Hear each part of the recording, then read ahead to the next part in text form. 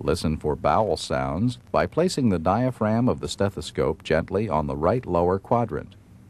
Listen to their pitch, quality, and frequency.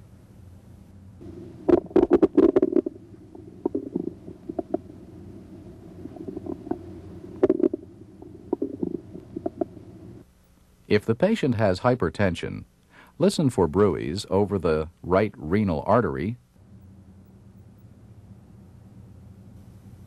aorta,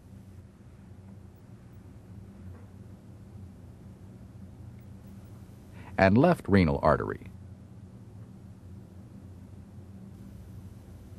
If present, a bruit would sound like this.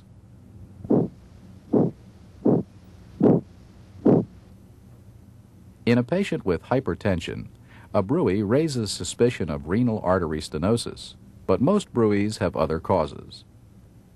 If you suspect arterial insufficiency in the legs, listen for bruits over the aorta, right iliac artery, and left iliac artery. Then identify and listen over the right femoral artery and left femoral artery.